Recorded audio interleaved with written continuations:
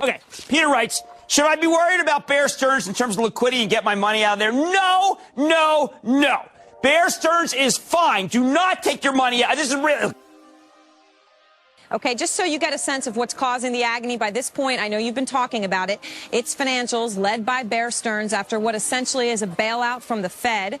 Bear Stearns shares are down 90% this morning, and it's not just Bear. Pretty much every single bank is plunging in early trade this morning. Lehman, which is very similar to Bear and its reliance on fixed income, is down nearly 30%. You have big names like Goldman Sachs down 8%, Citigroup down 8%. So it is pain across the board this morning, and as you know, it all emanates from the shock this weekend that J.P. Morgan, along with the Fed, was going to be bailing out Bear Stearns for $2 a share. This is a stock that recently was trading at 80. Last year was trading at 160. It is the fifth biggest bank on Wall Street. It is significant in that it is establishing a price for some of these hard-to-value securities. And as you are well aware, that price is pretty much zero.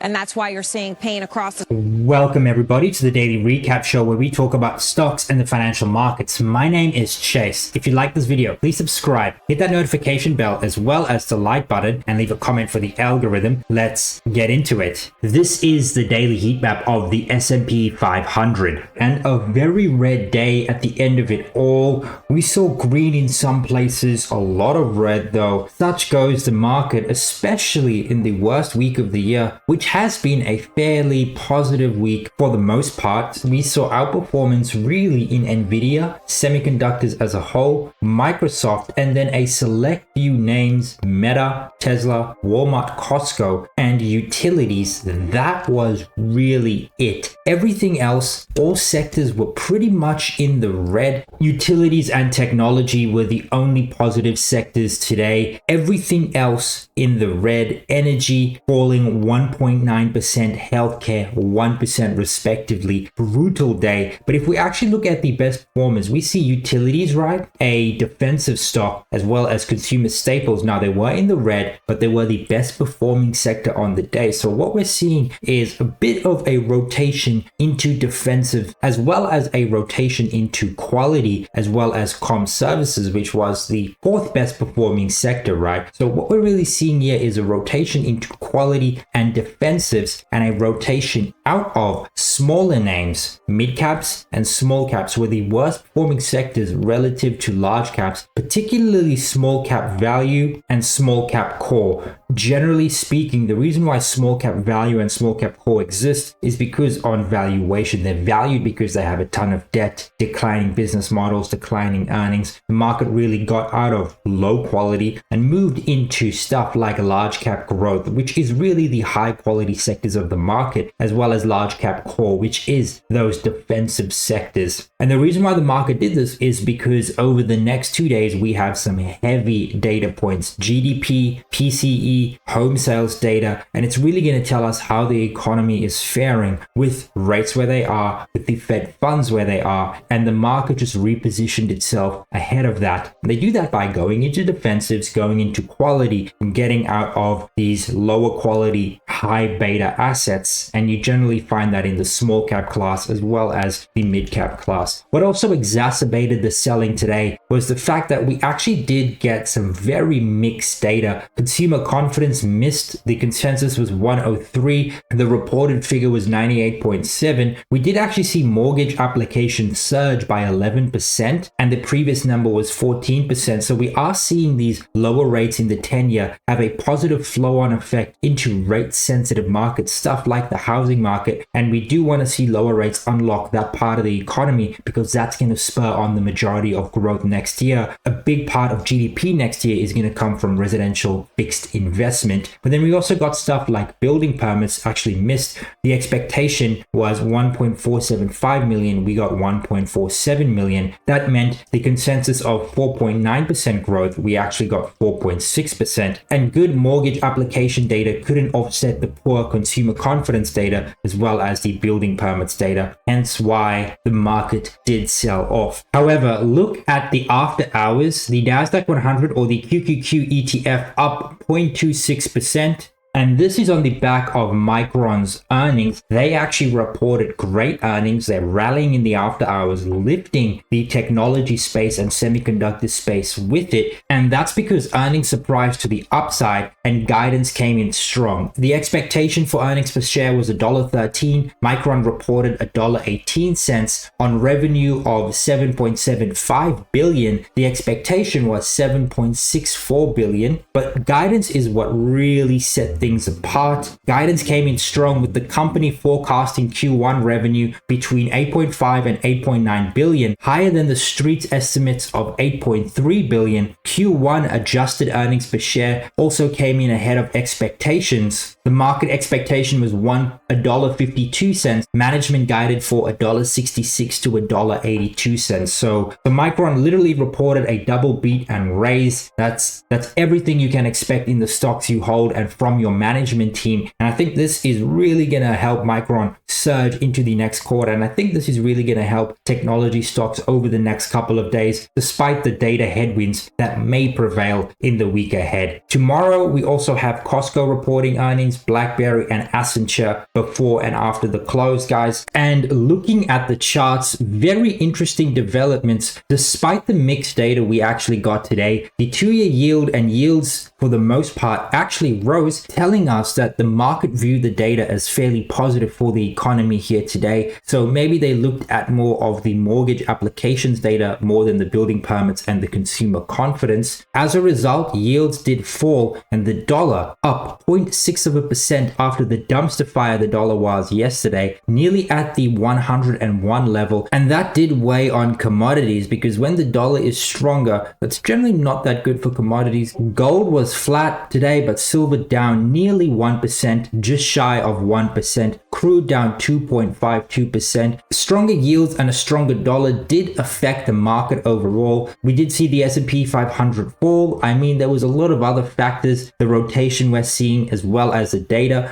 but stronger yields as well as a stronger dollar did put strain on the market. Not the Nasdaq 100, it was actually positive today, up 0.14% and positive here in the after hours. The IWM2 as well as the S&P 500. So a rising tide lifts all boats, except in the RSP, down 0.14% and 0.62% in extended hours and normal trading hours respectively. Midcaps and the SP600 were the worst performing sectors, down 1% and 1.32% respectively. So it really was a day for like large quality technology stocks and the dollar. And this just tells us that we rotated into quality, we rotated into defensives like I showed you with utilities and staples, and the market actually went to cash, the dollar. That's why we saw strength in the dollar today, you know, just going to cash. And looking at the S&P 500, nothing has changed on the gamma flip zones. The gamma flip is still at 5600, 5500 they put support, and 5750 is the core resistance. Guys, what this tells us is that we do favor a little bit of downside from these levels to the 5600, especially if we see this type of price action right here, sort of like congested trade, ready to make a move, what looks like to the downside. But you do have to take this into consideration that we literally made an all-time high yesterday and a wick all-time high and intraday all-time high today. And so you don't actually want to be short this market because generally speaking, stocks do really well when they hit all-time highs. Nothing is more bullish than stocks hitting new all-time highs. But if we do, I do favor a little bit of downside, and that could come with some of the data we get next week, especially if it doesn't come our way. Looking at the Nasdaq 100, this is very interesting, guys. The Nasdaq 100 probably the most bullish index right now because we closed above this high right here, and we saw the gamma flip move from the 91, from the 19,100 area to 19,300, and the core resistance moved up as well. It put support stay where it is, meaning we actually do have a little bit of upside here in the Nasdaq 100, and that's probably on the back of the Micron earnings. So things looking a little bit bullish. Now that we've actually closed above this level, we literally target the new all-time highs, and we'll see how that goes. But first, the core resistance in the Nasdaq 100. So this Nasdaq 100 looking like the most bullish, a little bit of upside there, whereas before it was trading at the core resistance, and we would favor downside, but that is not the case right now. Looking at the RTY, very interesting trade right here, guys. You can see that we've actually seen a lot of downside from the core resistance, and now this opens up the 2175 gamma flip zone. This sort of looks like an orderly pullback after like 9 or 10 days of just a solid rally in the last couple of trading weeks. So I think we're going going to pull back all the way to the 2175 area, assuming we don't have a capitulation event tomorrow. Find support right here. If that is the case, move higher, break this high. That's a higher low in the context of this low and this high. That will open up the 52-week highs. So everything in the IWM looking very constructive to take out these 52-week highs right there. It just depends if we hold this 2175 area, but there's still a lot of room for the bulls to find support in the RTY. So look, things looking constructive. This actually looks largely constructive. The same is true with the RSP. The support zones we're looking at is the 175 and the 172 area right here. So if the RSP pulls back to this level, we find support and go constructive. If we actually break the zone, use it as resistance and then continue lower, we would target the 172 area. Still very, very constructive. And you really only would get bearish until we actually go ahead, break below this, have some price discovery and a close below this area right here. A lot of room for the bears to go ahead, find support and move us higher. Constructive on the RSP, constructive on the RTY, constructive on the NDX, but not so much the S&P 500. It does look like we probably are going to have some form of a move down into the end of the weekend. At least that's what it looks like, because we haven't seen a move in the call resistance. Guys, looking at gold, for those of you that don't know, I made gold a 1% position in my portfolio. Year to date, up about 30%. This is like a longer term position. I've held commodities as a trade. This is just like a 1% position that I'm just going to constantly keep at 1% in perpetuity.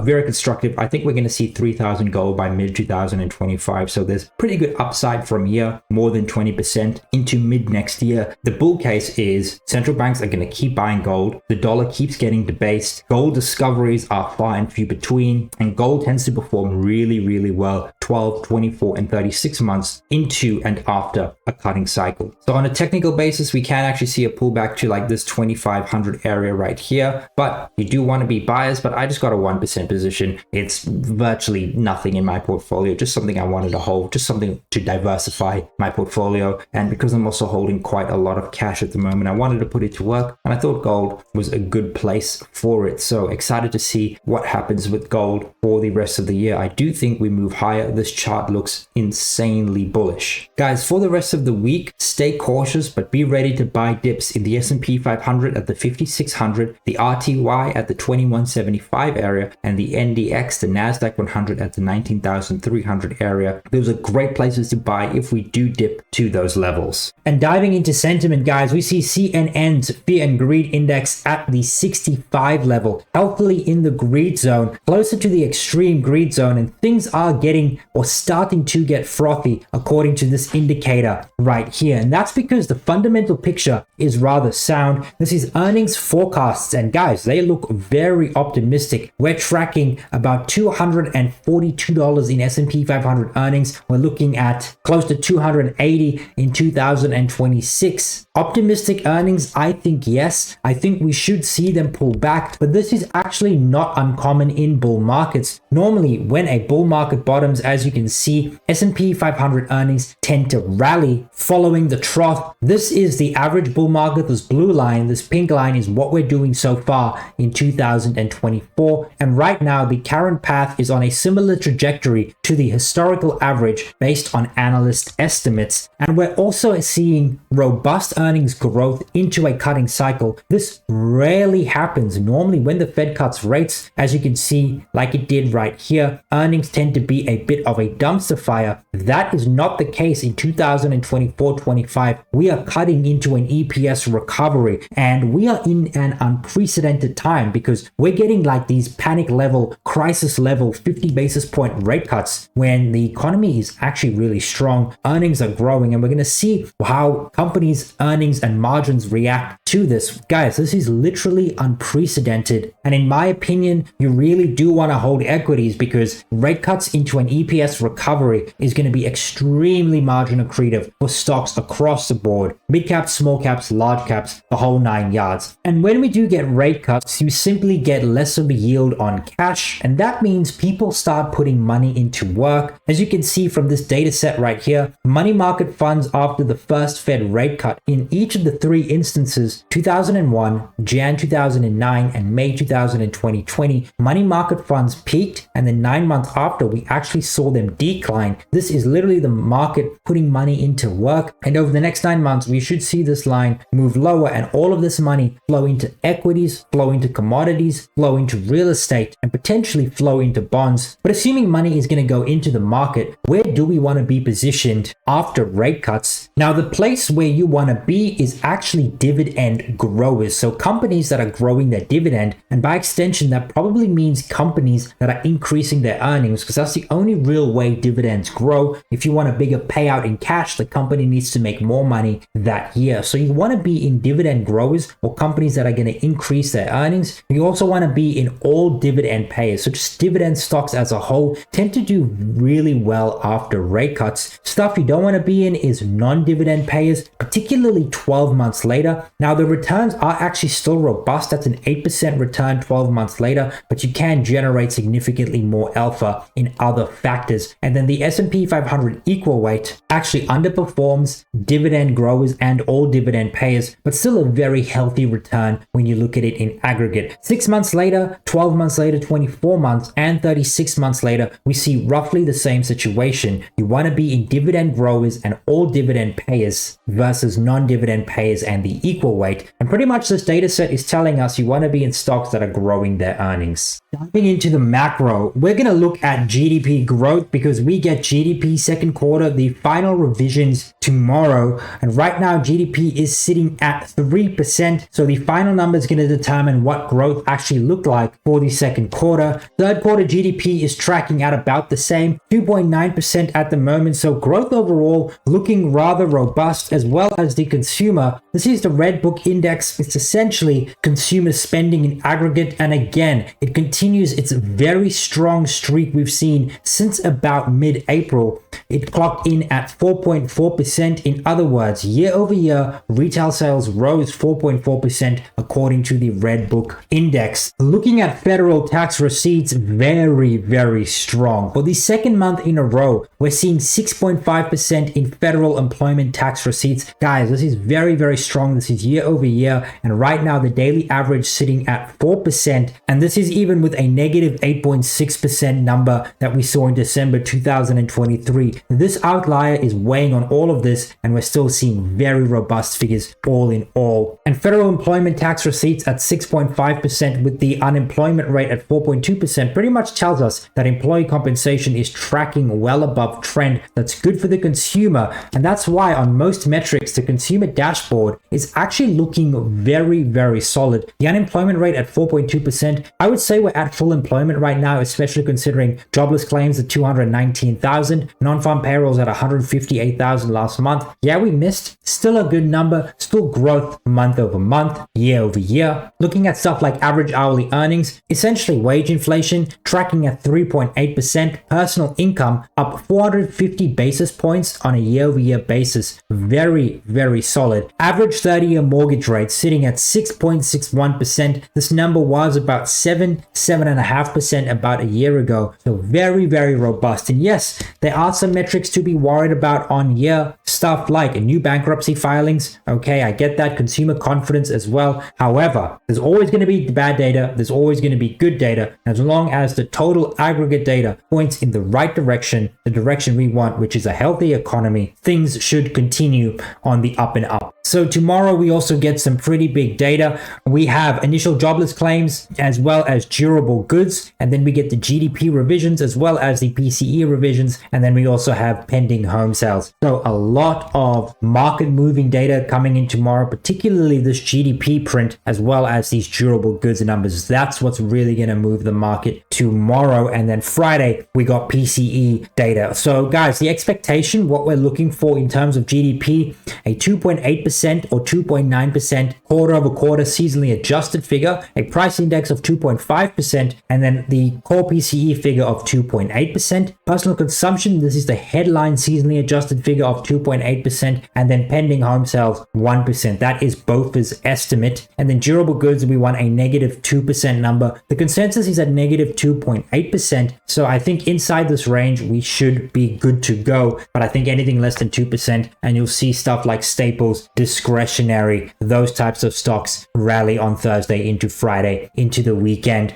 Also, pending home sales, given the rate environment and where mortgage rates are sitting, we want to see that if it could beat the 1% level, that's going to be very, very constructive, because what we're looking for right now is for fixed residential investment, which is essentially just home sales, to pick up. That's going to be the drive of economic growth into 2025, among other things. But really, we want to see the housing market pick up the slack for growth in 2025. But if you've made it up until here, thank you so much for watching. If you like this video, please subscribe, hit that notification bell, as well as the like button, and leave a comment for the algorithm. Cheers.